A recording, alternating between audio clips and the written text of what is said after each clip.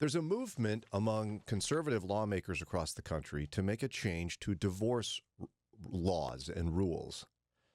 And I thought it'd be worthwhile to look at because what's interesting is the source of our information on this actually comes from the UK. The UK Guardian, Great Britain, is kind of like, look what they're doing in America. This is interesting. And if they're looking at us and it deals with divorce, which is certainly in the Bible, why not talk about it? So before we talk about the laws, Lauren, our resident Moody Bible Institute graduate, can you give us just the basics on a Christian view of divorce? Mm-hmm. In all instances and circumstances, divorce grieves God's heart. It's God's heart that you would reconcile your marriage and stay together and do the work to restore your marriage from whatever may have happened. There are a few instances where divorce is allowed, and that would be instances of abandonment, so abandoning your spouse. You've left them or your spouse has left you, and there's no return in sight. There's no reconciliation going to be had. And abandonment of your vows, so things like abuse and affairs, mm-hmm. where you've gone back on your word and your spouse is not willing to reconcile with you. Yeah, and you kind of lumped it in there, but I think Jesus separates the idea of sexual immorality. Yes. But I like the way you put that, because mm-hmm. it is an abandonment of vows. Yeah. And I'm so glad you framed it the way you did, because Dr. Rydelnik has made this clear as well. It's not like you're waiting to get your ticket out. And as soon as someone does something, as soon as your spouse does something, you got a ticket and you're gone. No. God's heart's for reconciliation. Mm-hmm. Mm-hmm. And he really wants us to stay married. And it's like when you read Jesus' account of this, when he's quizzed on it, it's like he brings up, well, it's because of the hardness of your hearts that this is allowed. Not, hey, everybody, what a great idea. Yeah. Whew, you got out of that one. That's not the attitude at all. So we do know, though, that divorce is rampant in America. So as the UK examines this, I'm going to look at some statistics first.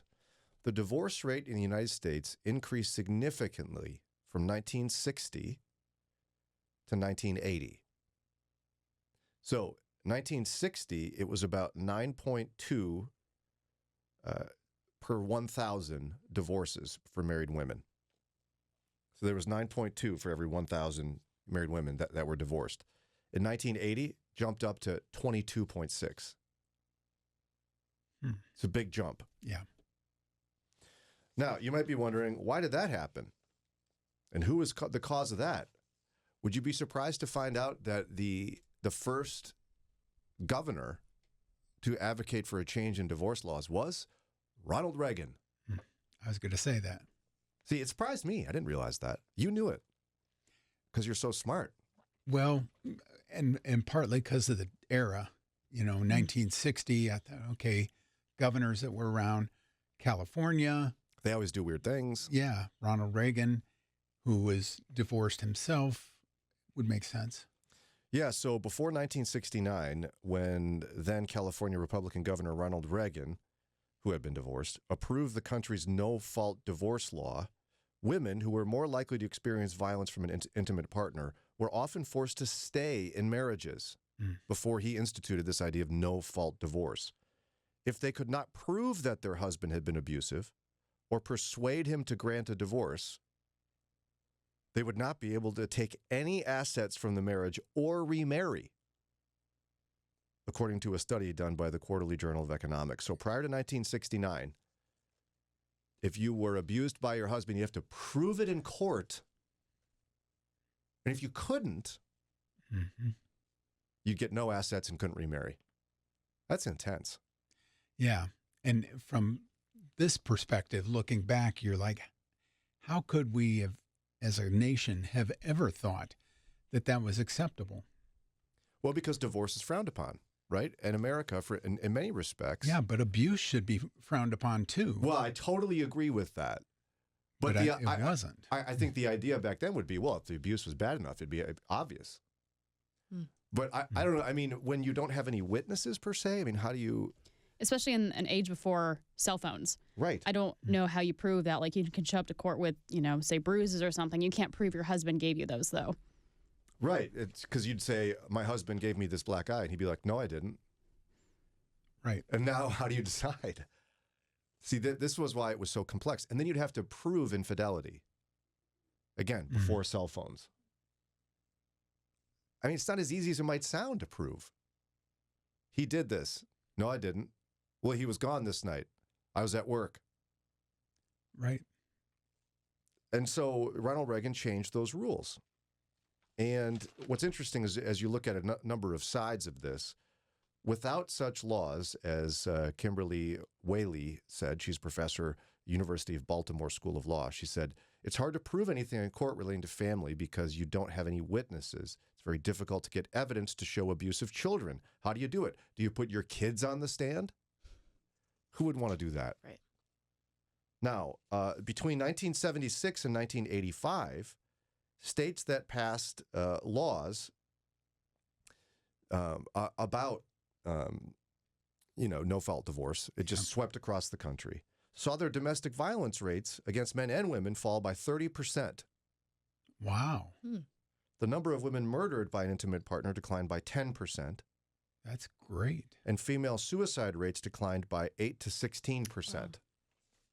Wow. So no-fault divorces clearly had an impact on abuse, right? Yeah. So here's the difficulty, though. If you look at the other side of this, Beverly Willett, a writer and attorney, argued that unilateral no-fault divorce is also unconstitutional because it prevents us, or a person, from their 14th Amendment right to due process. And here's what she means by this. She says, the defendant has absolutely no recourse to say, wait a minute, I don't want to be divorced. And I don't think that there are grounds for divorce. I'd like to be heard. I'd like to call witnesses. I believe in my vows and I don't want to give up. As in, when there's a no-fault divorce, somebody can't say, no, you can't just that easily walk away from me. We've got to try to fix this. There's no legal coercion to motivate the one spouse who's dissatisfied to try. But I'm not sure you can invoke the 14th Amendment of the Constitution on marriage, which is not a constitutional entity. Yeah, that's pretty intense. Yeah, I think she overstepped her bounds there. But I understand the point she's making, right? When there are more restrictive laws with divorce, it motivates people to at least try to fix it. And it advocates for the person who's being abandoned. I can see the value in that.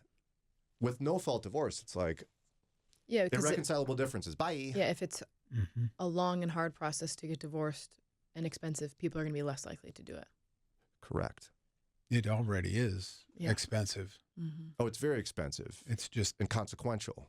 Yeah, less in the proving, factors. But you don't really need any reason at all, as far as I understand, no-fault divorce. No, just a lot of money and lawyers willing to take it. Yeah. And I mean, some people can do it rather cheaply if they can, just divide up things and agree on stuff without a lawyer involved. But so you have, on the one hand, you have abuse and violence, domestic violence, plummeting with the institution of no-fault divorce. And on the other hand, you have divorce rising like crazy. More and more people getting divorced. And now we end up with, to be honest, most of my kids' friends, their parents are divorced. Like Sarah and I are kind of an oddity that we are their parents and we are still married. Yeah, and there's also an undeniable fallout with children when their parents aren't together. Oh, it's absolutely undeniable. And it affects a kid's life. And so what we have is a number of kids in our area. And this was our experience no matter where we've lived, where it's either that their parents are single and divorced and they're split up between their parents and sharing custody, or their parent is dating someone and living with them, or if not that, has been remarried to someone who's not their parent. And I don't think anybody would say that's necessarily good for society. Well, maybe somebody would. I don't know. I don't know that we would say that. But with all that in mind, there's some conservative lawmakers around the country wanting to change and get rid of no-fault divorce. Kind of turn the clock back a little bit. How do we process that as followers of Christ? if you're just tuning in, we're chatting about a growing trend among conservative lawmakers to stop no-fault divorce. So if I'm going to give you the basics here, again, Scripture and Jesus himself does allow for, in narrow circumstances, divorce, but his heart is for reconciliation. That's the very broad summary of the Bible there. Now, U.S. laws prior to 1969, it was really difficult to get divorced. You had to prove in a court abuse or neglect or whatever it was. You had to prove it. In 1969, Governor then Ronald Reagan instituted no-fault divorce, where you don't really need a reason, spread across the country, which had two basic results. Abuse rates plummeted in marriage, and divorce dramatically increased in America. And so what you have is, according to the UK Guardian, some prominent conservative lawmakers and commentators are advocating for ending no-fault divorce. And again, that law exists in all 50 states. And those who are advocating for this say that such divorce laws are, it's depriving people, mostly men, of their due process rights. Like they can't compel people to stay and try, and it hurts families. Like kids and families are hurt by divorce. Yeah. So we should make it harder to get divorced, essentially is what they're saying. Where are you guys in your thinking on this? We've kind of laid it out here. Just at first blush, I don't think I can't force my spouse to stay with me as a valid argument, because that is exactly why no-fault divorce was instituted in the first place, because you did have people that were being abused and didn't have an out because they couldn't prove it in a court of law. Divorce is obviously horrible, and what it does to families is horrible, but I think trapping people in abusive marriages is equally horrible, and I'm not sure that we should just blanketly say, no, you can't get divorced. And yet, you watch, if it's not a good example, but Hollywood, right? People get married, and then 2 months later, oh, I just don't like him anymore, or we don't get along, and so now we're getting divorced. So we have this kind of model of, yeah, I don't think that is happening in with the common people, with regular people, however you want to phrase it, us, hi. Because it is so expensive. And I think with celebrities, they're kind of in their own strange world, so that maybe it doesn't mean anything to them when they get divorced. They don't care about this person. In the real world, I think even with no-fault divorce is a last option, because you build a life with this person. Now you got to divide all your stuff, and maybe you got to share custody with the kids. I don't think people are just rushing out to get divorced if they don't have a good reason. I mean, just to play, advocate of that other guy, Sarah and I have been in seasons where we really didn't like each other very much. And we were arguing a lot. And what kept us together was God's desire for us to stay together.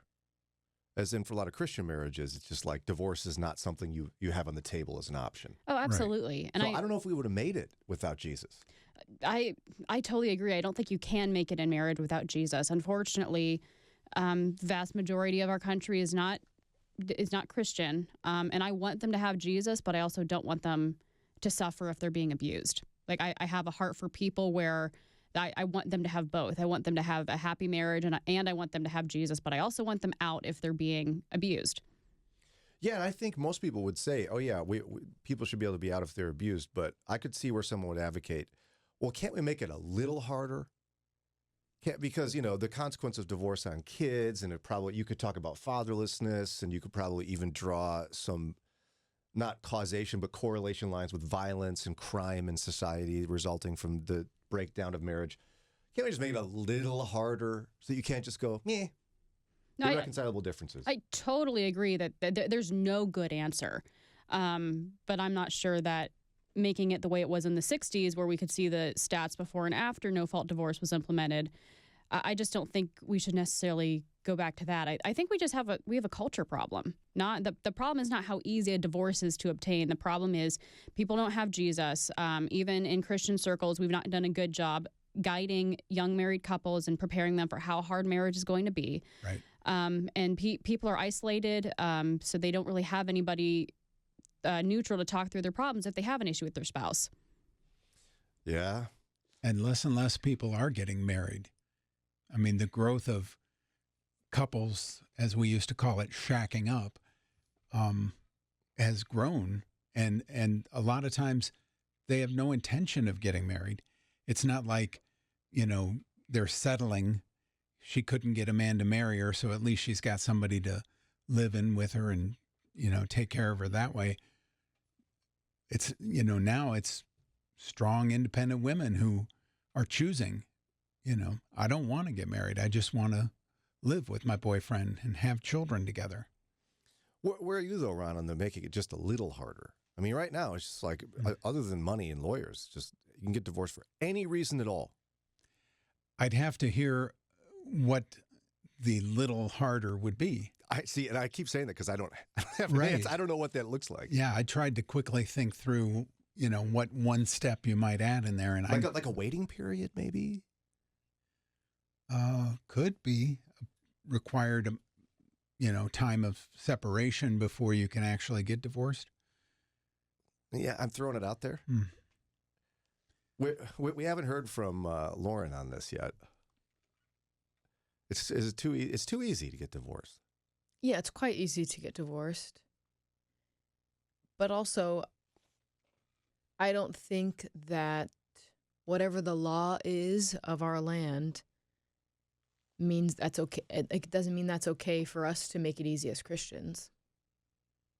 So I'm not sure it really matters for us as Christians. Our rules and guidelines are the same. Oh, I see what you mean. Like, as in, who cares what the U.S. laws are? Yeah. Because we Christians have our own set of rules to follow. Yeah, if you're getting a divorce, you should be going to your pastor first anyway. Would it be better for America if people stayed in healthy relationships? Yes. The key word there is healthy. Mhm. We cannot make laws that are going to make marriages healthy. People are going in with wrong expectations when it comes to marriage.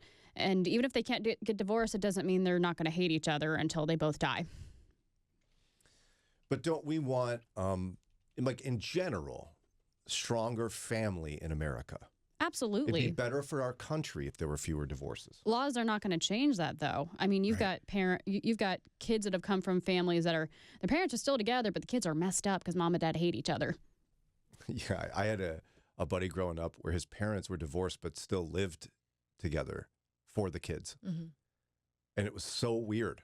Like, I didn't get it. They lived separate lives, had separate bedrooms, but they're in the same house.